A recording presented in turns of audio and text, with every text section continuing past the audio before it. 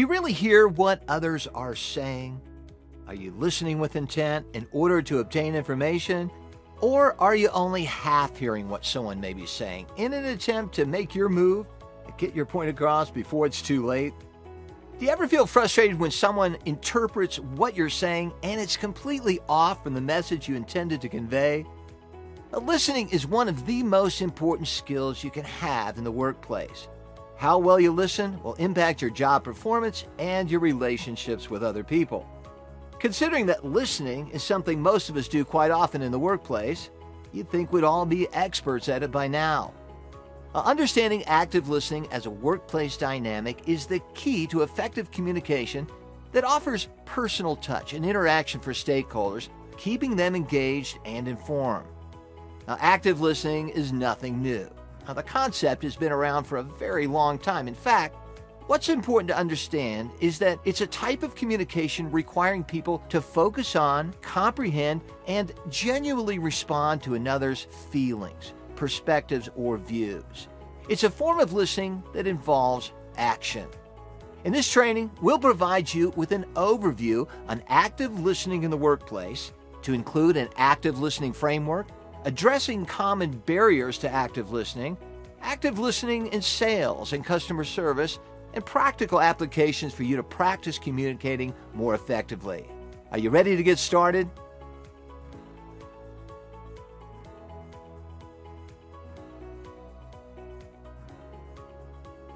There are many sensitive topics discussed and shared in the workplace, and many times messages can get misconstrued if not heard properly or understood. Work environments often lack a framework for successful communication, both speaking or encoding information and listening or decoding information. An effective framework starts with building rapport. This includes listening to what people say through their words, but also through what is indirectly spoken through their tone of voice and body language. Building rapport with people includes empathy, the ability to understand and share the feelings of another, authenticity, being honest with self and others, and shared experience, sharing a common understanding. Now, here's an example of using rapport and active listening at work. A salesperson may make every effort to listen carefully to what you're saying and how you're saying it in order to promote trust and safety and ultimately make a sale. Now, this person may use empathy and authenticity along with the shared experience to gain trust and build that rapport. Now, once rapport has been established, seek a deep understanding of people's wants and needs. Know who your customer is. It may be a team member or someone using your product. By actively listening, you'll capture insights and emotions to help you best learn and understand what the customer cares about. This is what is meant by understanding needs. How can you demonstrate that you understand the customer's needs? You can nod occasionally, smile, turn your body toward them, and encourage them with small verbal comments such as yes or I understand. An active listening framework provides guidance on how to actively listen and then act on what you're hearing. This framework consists of several steps that build upon one another to give the person a sense that they are heard and understood. A crucial takeaway for anyone after a conversation, whether customers or co-workers. Being an active listener means that you pick up on what is not directly spoken. Now, many times people are afraid to speak up or share ideas in the workplace.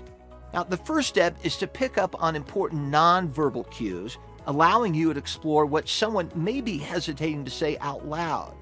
Now, this creates an environment of safety, providing people the feeling they're being heard and understood beyond just speaking by seeking to understand the meaning and intent behind their words.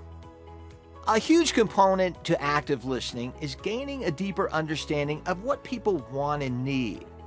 As we discussed, seeking to understand someone's needs demonstrates that you genuinely care and hear what they're saying.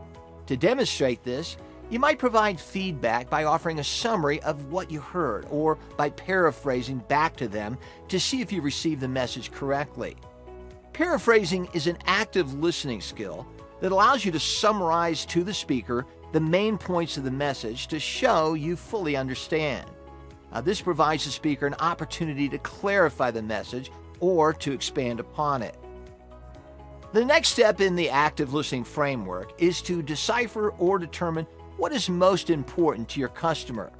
By this time, you should have a clear picture of what they find satisfactory or unsatisfactory, challenging or frustrating, and have the opportunity to consider changes or improvements that will have the most significant impact. During step 4, you now have the ability to make changes. You must respond appropriately. You must now act. You've leveraged insights and knowledge from the previous steps and are now armed with the tools to make an action plan that will empower, excite, and engage others. Asking open-ended questions is another practical way to remain active and effective in listening. This lets the speaker know you've gathered information on what was said, but are asking for additional information to be shared. This can contribute to the creation of a transformational culture whereby leaders engage with and influence others by paying attention to needs and creating change within the organization. In the final step, you're closing the loop for employees and customers by communicating how you've been listening, what you've observed, and actions that can be taken moving forward. This connects the dots for employees and customers because they feel heard, valued, and empowered. This encourages buy-in and performance.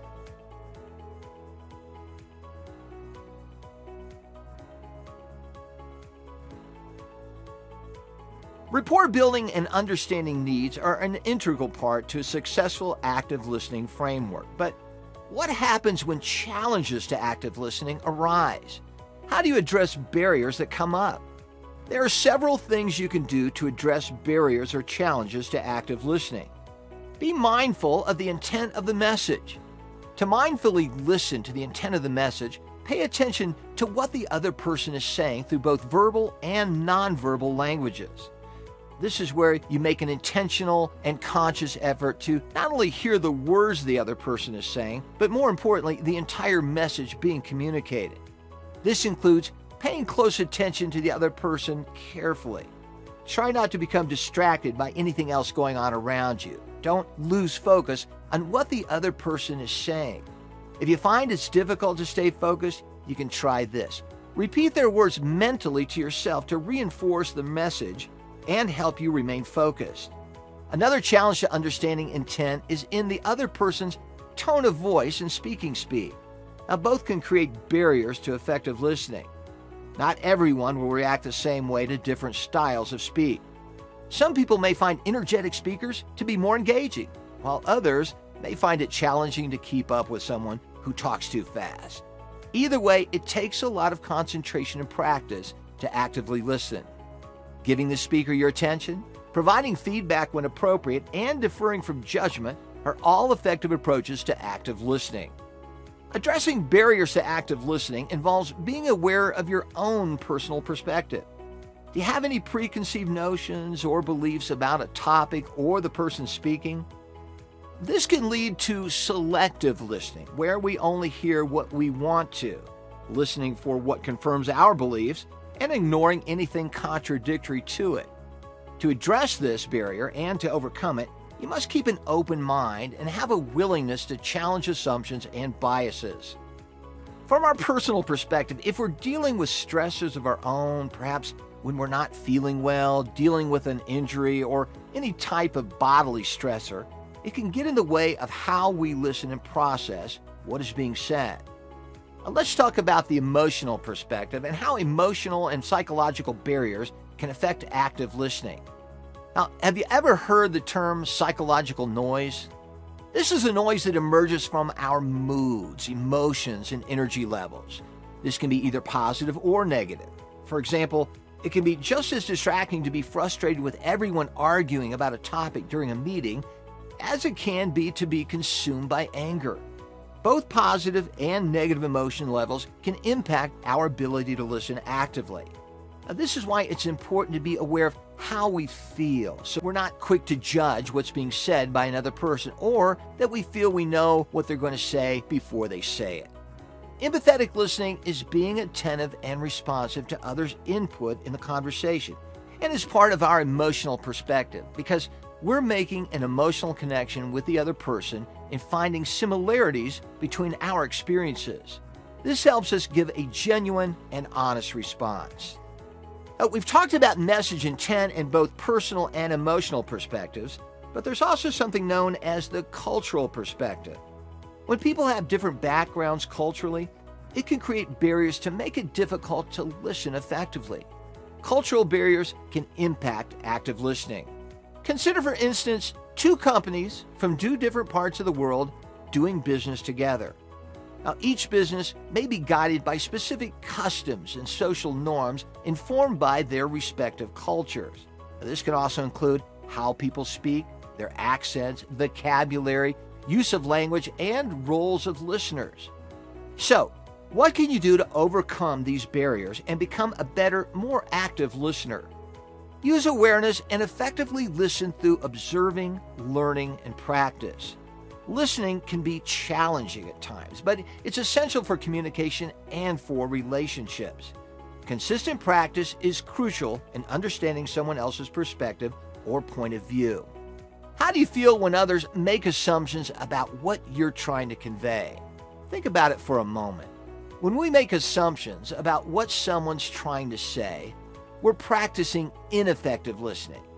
Now, this means we make preconceived judgments or hold certain biases about the person or what we think he or she may be trying to say before we give them a chance to finish. Now, this could look like someone jumping in and interrupting the speaker or finishing their sentence for them. Now, many times these assumptions prove to be wrong because you may have a fixed mindset about the concept the speaker is trying to convey before you give them a chance to share their experience or story.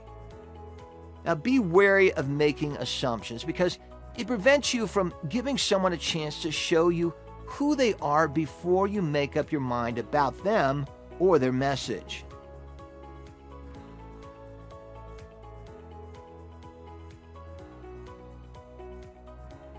Now let's look specifically at how to implement effective listening in sales and customer service. Now, we can all agree that in addition to being experts in our industry or of our products, we must also excel at listening and learning, which are two very important soft skills for sales professionals to possess.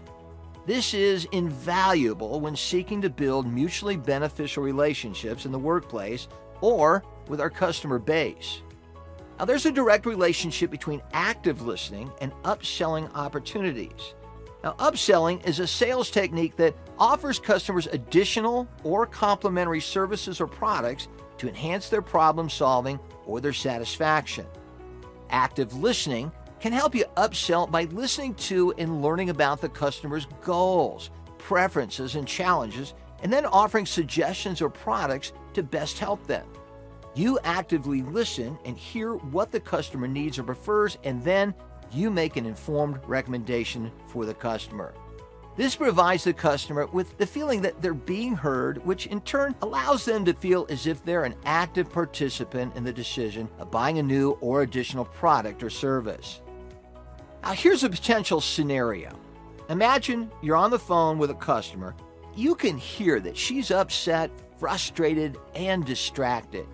Now, instead of placing her on hold, ask her all the questions you need to ensure you understand her goals or preferences, and then offer to call her back at her convenience to discuss options or recommendations. This is similar to reading someone's body language and is a crucial part of customer service. When we talk about active listening in sales, you want to remember to listen and then follow up with open-ended questions to encourage the customer to share more information, while finishing the conversation with close-ended questions. This will confirm or clarify that you have received the message or the details correctly. Incorporating the customer's feedback to inform product decisions is another great example of active listening. Customers want to feel valued and heard. Understanding the customer's needs, goals, or preferences is addressing them directly and allowing them to feel seen and heard. Remember, when working with customers, they want to feel like they're talking to a human, not just someone who wants to sell them something. Be actively engaged in meeting their needs. Active listening is an everyday strategy, whether it be in sales and customer service or within our interpersonal relationships with others. It's a powerful skill that can be used to understand and address needs in ways that are respectful to self and others and offer a unique way to regulate and manage emotions.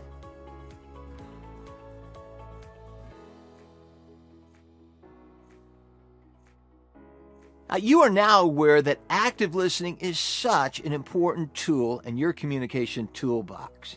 It encourages openness and honesty, and it solicits feedback. When you pay attention to the other person who's speaking, you show that they are heard and valued, thus building trust and rapport and making the other person feel they matter to you. In this training, we discuss how to create an active listening framework through rapport building and understanding needs. You've discovered common barriers to active listening and how to address those barriers. You've learned about upselling opportunities in sales and how to focus on customers' experience through what is spoken and not spoken. And you've also learned a few practical applications to show you're listening without preconceived notions or judgment. The importance of active listening begins as early as childhood and continues throughout your lifetime in every type of relationship you build. The bottom line is this: our bodies are designed to hear sounds and words, but it takes intention and effort to practice actively listening to another person.